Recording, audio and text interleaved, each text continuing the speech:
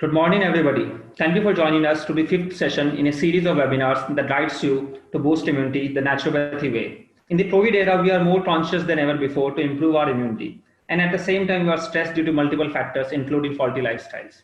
Having said that, do you realize the relationship between stress and immunity? When you are stressed, the immune system's ability to fight off antigens is reduced. To discuss this in detail and help you manage stress and immunity the naturopathy way, we have with us Dr. Kiran Reddy. Good morning, doctor. Good morning. Doctor, to start with, can you help us understand stress? How do you define it? Okay. ఎందరో మహానుభావులు అందరికీ నా వందనములు. I welcome you all for the webinar. Stress, long considered as alien to Indian lifestyle, is now a major risk factor for various cardiac as also non-cardiac ailments. Victims are not just the high pressurized executives, but also the professionals, businessmen, working women, and even children. With this fast-paced modern lifestyle, stress-related disorders such as ulcers, heart attacks, allergies, and even sexual problems are on high rise. And that's why we are with this topic today, stress. Coming to the definition of it, medically, it is a non-specific response of the body to cope up any sort of demand. And psychologically, if I want to say, it is nothing but an emotional pressure or strain on your mind. Simple terms I'll explain. Stress is nothing but if you take as an equation, S is equal to D greater than S. D is the demand and S is the supply. When the supply is less and demand is more, then automatically one person will get into stress. Thank you, doctor. So, is there something called as good or bad stress? Well, it's not good or bad stress. We call that eustress, distress. Eustress is something which is good in aspect, which is a short term. For example, if you take any athlete, just before the start of the run, he will have a little bit of adrenaline rush, right? That's eustress, we call good stress, which helps him in motivation, adaptation to the environment, and it increases the performance of the person. Whereas distress is negative, which takes a toll on you, which causes anxiety, and later stages it can lead to physical problems also. So there are two types of stresses. One is eustress, one is distress. Thank you, doctor, for letting us know that. And where does this stress come from? What are its causes? Okay, see, stress is nothing new, not that we are humankind is facing now. If you take Bhagavad Gita and Kurukshetra, when Arjuna was in so much confused state, he will be in very much stressful state that he will be not able to fight against his own clan. So that time Sri Krishna will give him an advice about how to distress his mind, and that whole thing is just they said as Bhagavad Gita, right? He says, ध्यायतो विषयान् पुंसः संगस्तेषो न उपजायते संगात् संजायते कामः कामात् क्रोधोत् अभिजायते क्रोधोत् भवति सम्मोहः सम्मोहात् स्मृति विभ्रमः स्मृतिभ्रंशात् बुद्धिनाशः बुद्धिनाशात् प्रणश्यति. Beautifully explained. Let me tell you the meaning. You can also look in the slide. See, first what he says is how this stress arises. Vishayan Pumsa Dhyayato, he gets into a repeated thinking. Any person, if we say he gets into a repeated thinking, that repeated thinking leads to attachment. When you're thinking about something, you automatically gets attached to it, right? There is nothing new in that.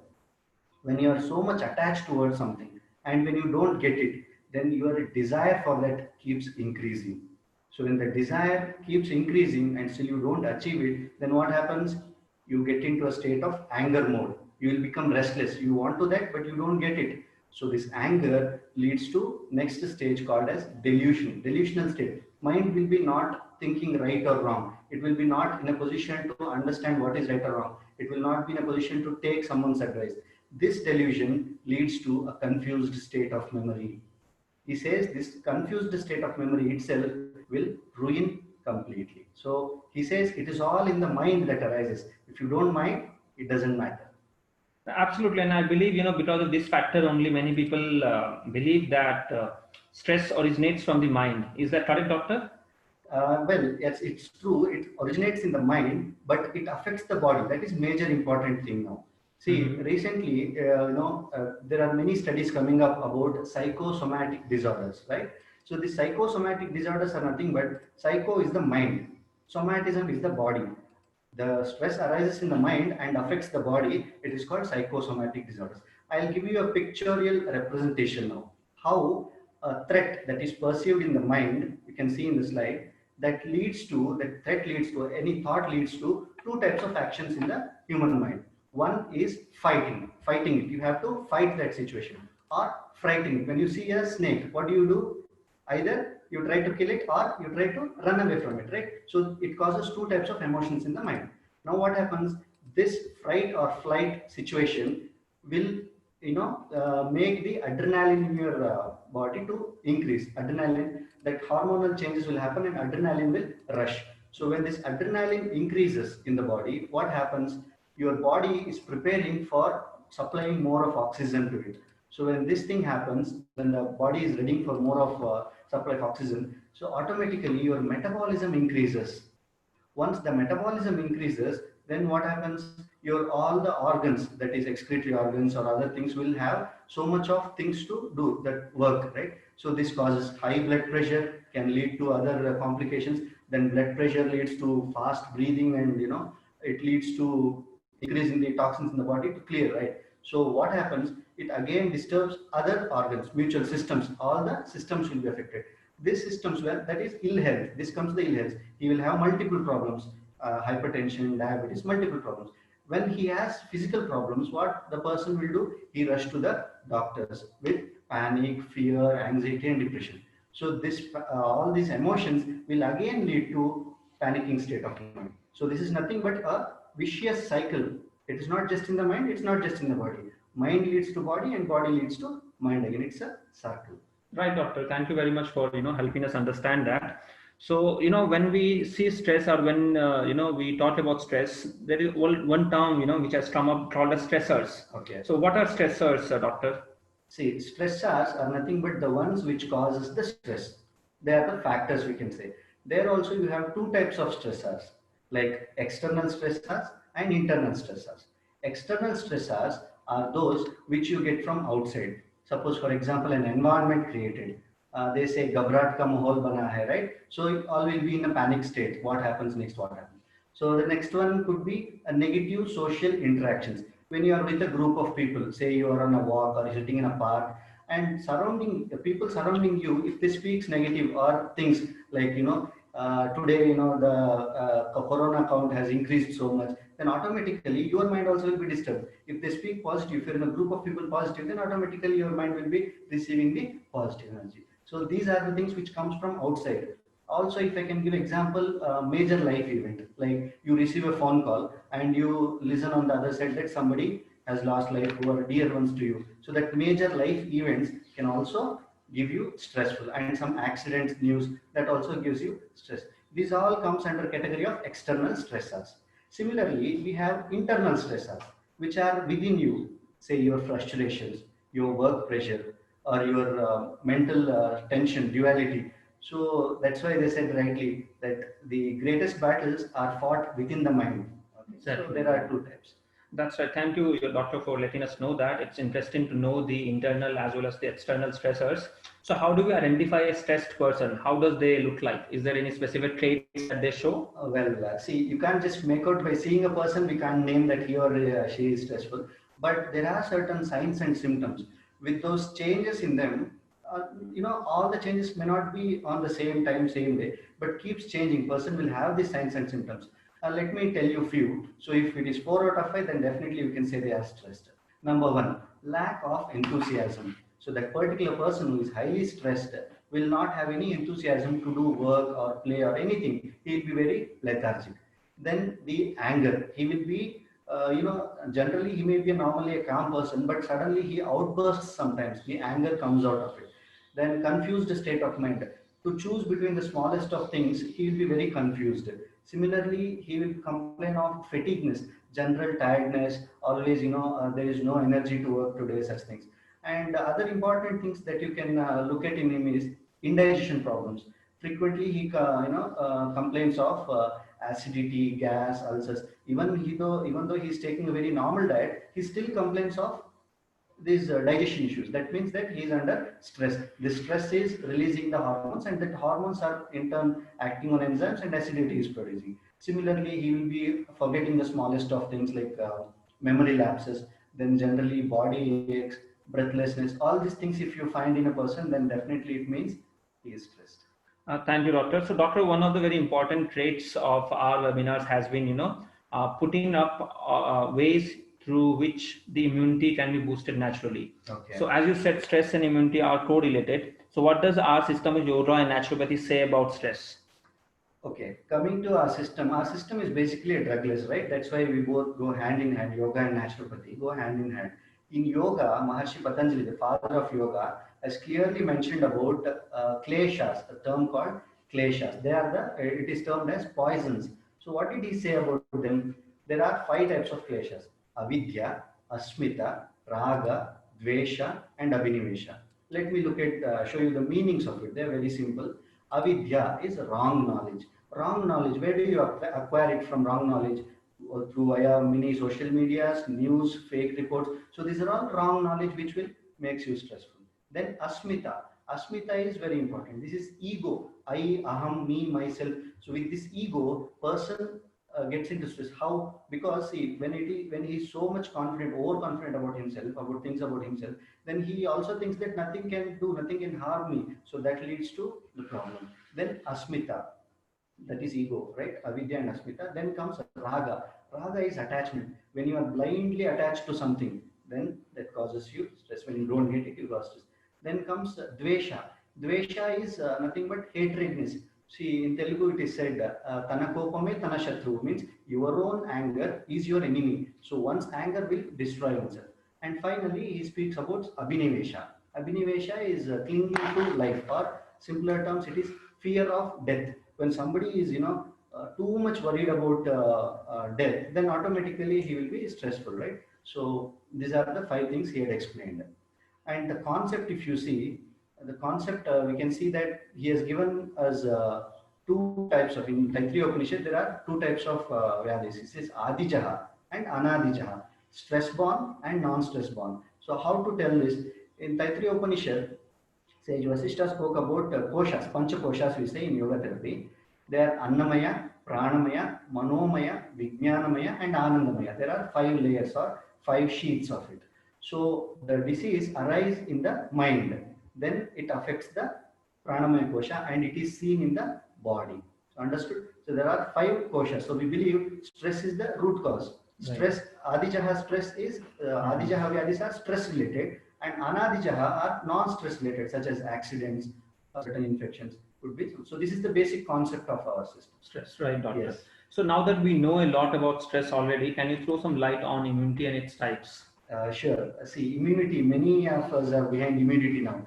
I don't know how far before we were concerned about immunity, but after the corona times, all are behind immunity, right? And many of the presentations we have seen also. So simple terms, immunity is nothing but our human body's capacity or a resistance power to fight against the enemy. Okay, so your white blood cells majorly acts there. It is your body's tolerance to avoid any allergies or autoimmune diseases. There are different types of immunities. Let me tell you a few. 4 types I will explain. One is innate immunity, acquired immunity, passive immunity, and immunizations. Innate immunity is something which we are all born with. By birth itself, we get certain immunity to fight against certain infections or any problems, colds, such things. Next comes the acquired immunities. These are in different stages of life, you acquire these immunities at different stages.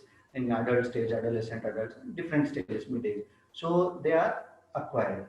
Third is passive immunity. Passive immunity is something which is borrowed by someone. Like what, from where do you borrow? When you are in the mother's womb, you through the placenta you receive certain immunity, and after the birth, through milk, breast milk, you receive immunity. So that's why importance of breast milk is so much is there. Due to the fast-paced lifestyle, mothers have stopped giving milk in 2 or 3 months, but it is ideal to give 6 to 7 months so that the baby receives much of immunity. And in westernization, you can see before the winter comes, these days it's a fashion to take immune shots, right? So that they don't affect with the cold. So immune shots are also comes under passive immunity. Finally, immunizations. This could be, during childhood, many of us takes polio vaccines, tuberculosis vaccine, BCG. So all this comes under immunizations. So these are basically immunity and types of immunity. Right. So how do we identify, doctor, if someone's immunity system is weak? Can we say by looking at a person? Immunity, you can see, by seeing a person, you can say his or her immune system is weak or strong by seeing certain examples, such as the person is, as I explained, highly stressful, and he'll be frequently getting the cold, cough, or this infections, mild infection. Then the digestive issues, like I already explained about digestion, acidity, ulcers, etc. And then his wound healing, suppose he catches a wound, wound healing will be very slow in that person. It will be not fast compared to the others. And he always looks tired. Then he suffers from frequent infections. So if you find these changes in him, then you can make out that he or she is, her immunity is weak. Right. So, and how do you relate stress and immunity? Does stress lowers one's immune power?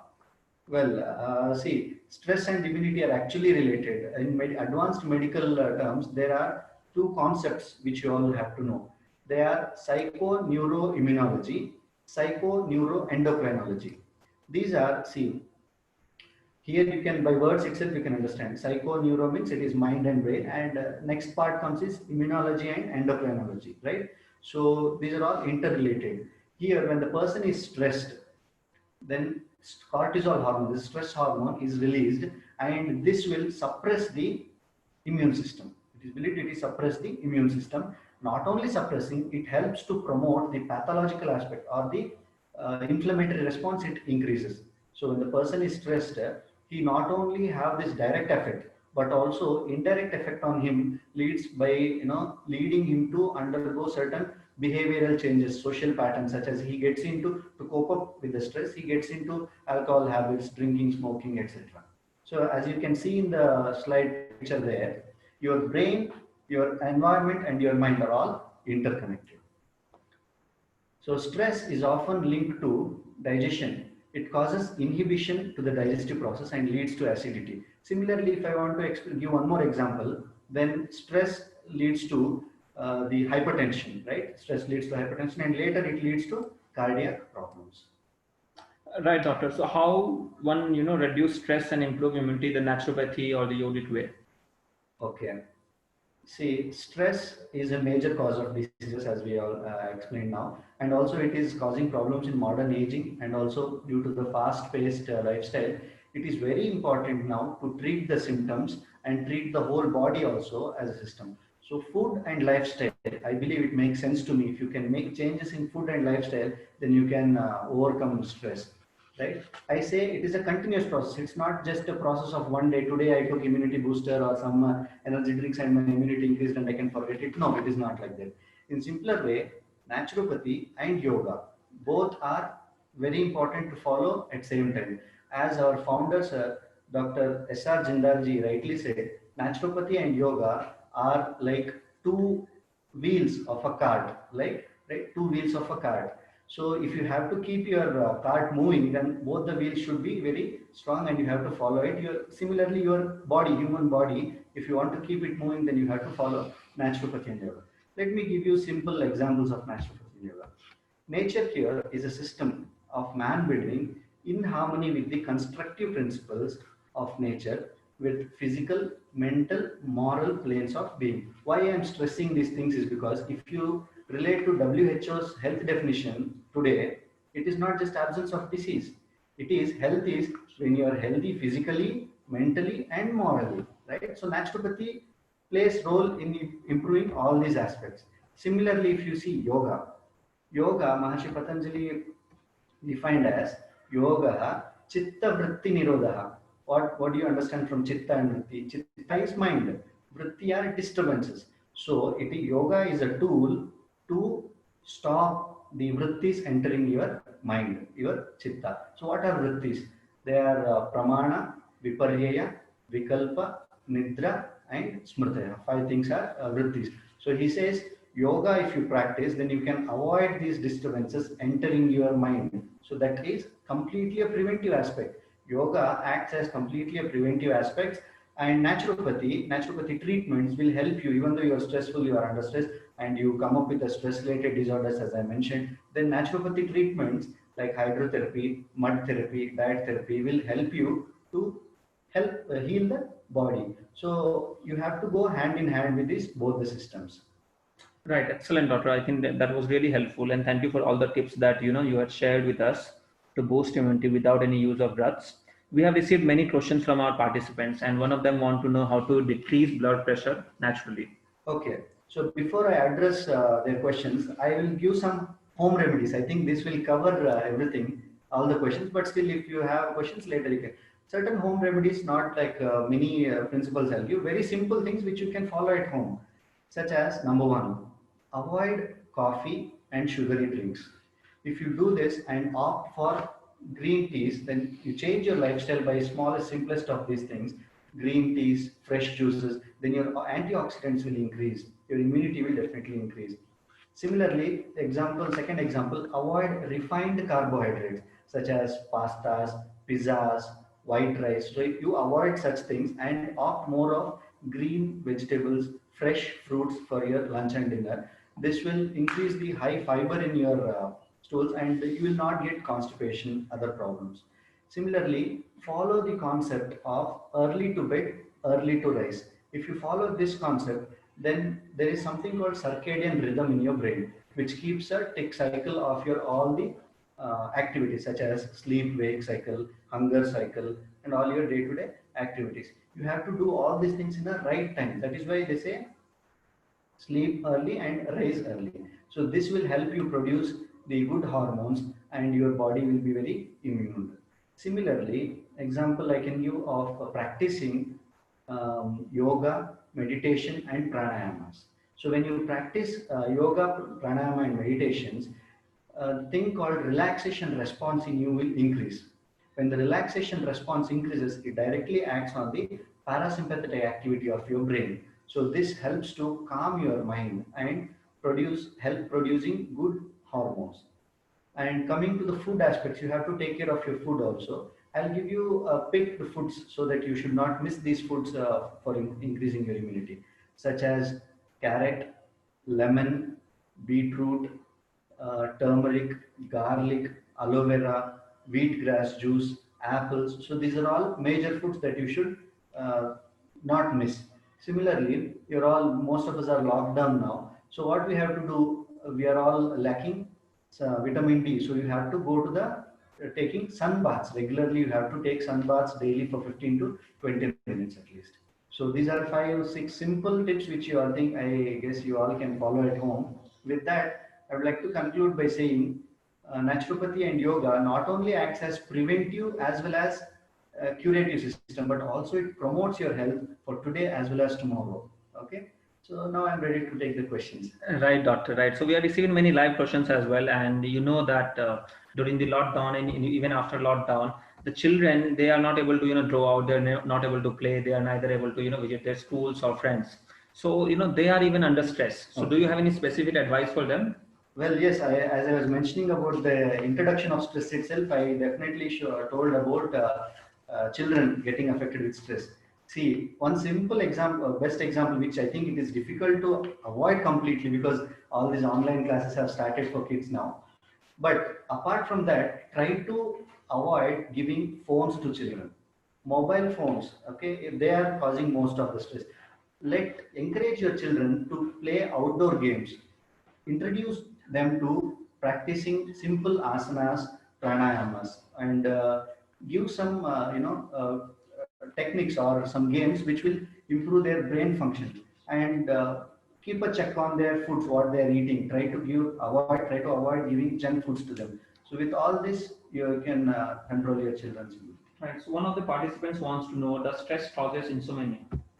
Well, insomnia in simpler meaning it is sleeplessness. I was explaining you about melatonin. There is a hormone melatonin. See, sleep and stress are directly related. Sleep, if you want to sleep, then you have to fall asleep. After sleeping, also many are not in a good sleep. The right sleep. There will be inside the mind. It will again disturbances will be there. So to get good sleep, one has to follow these deep breathing techniques. In yoga, we have first lip breathing, and Anuloma Viloma practices, Brahmari Pranayama. Before going to bed, if you practice, then that will help you to get good sleep. In naturopathy, we have hot foot baths.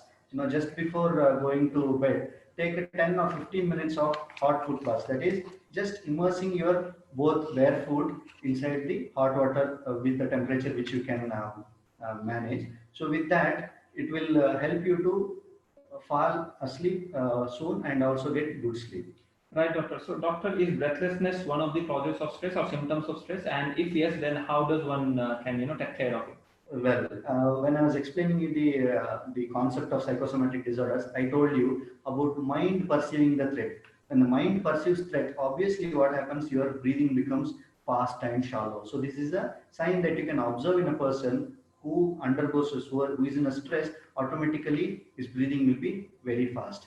You have to calm down your breathings by practicing certain practices, such as daily keeping cold packs on your abdomen and chest, cold packs for chest, cold packs for abdomen, and then practicing simple pranayamas like Chandranadi, cooling pranayamas. We call Chandranadi pranayama is very helpful in controlling your breathings.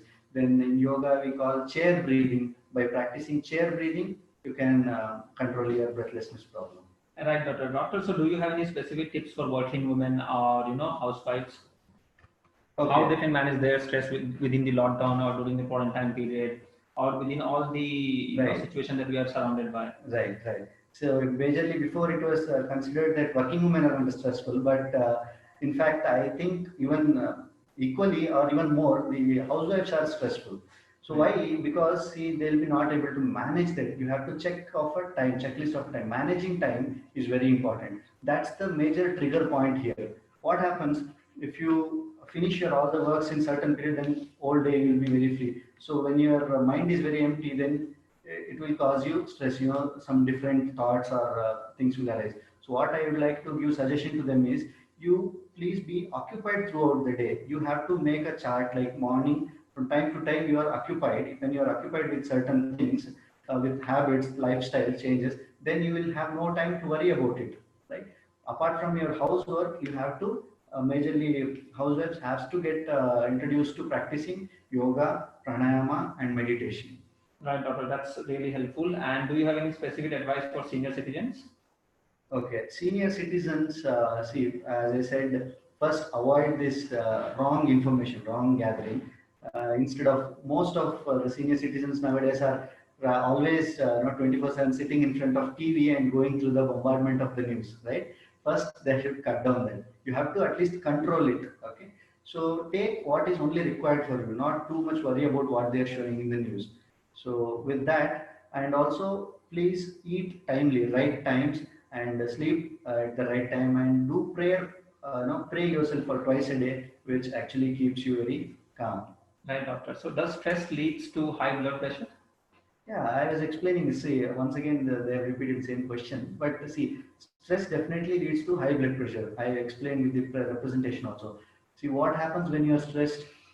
Your heartbeat, your pulse rate is increased. That means your cardiac system, your heart is working fast to pump more, to pump the blood more, to supply the oxygen through blood. The oxygen supplies, right? So it pumps more. So with that, what happens here? The cardiac rate, respiratory rate, blood pressure also increases. That leads to hypertension, and that will not stop there. If you neglect it, this hypertension in later stages will lead you to cardiac symptoms like cardiac problems like heart attack and other disorders. Right, doctor. So one of the participants has mentioned that he is more, concerned about his future, maybe about his career. Okay. So, and he also has mentioned that he is under stress right now about the same thing. Okay. So, do you have any specific advice how he can manage his career related stress?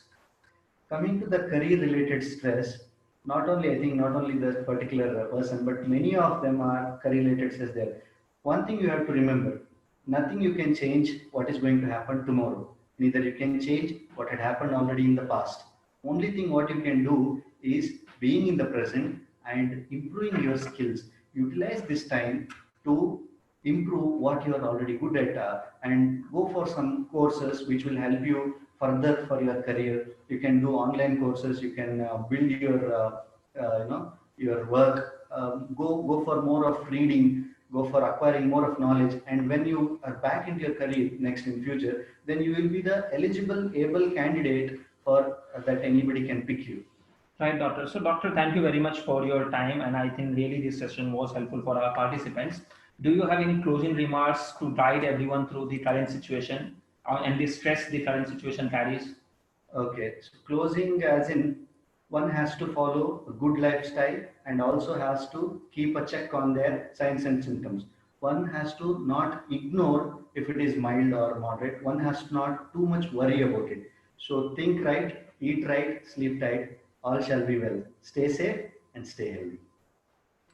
Thank you, doctor. Thank you very much. Thank you, participants.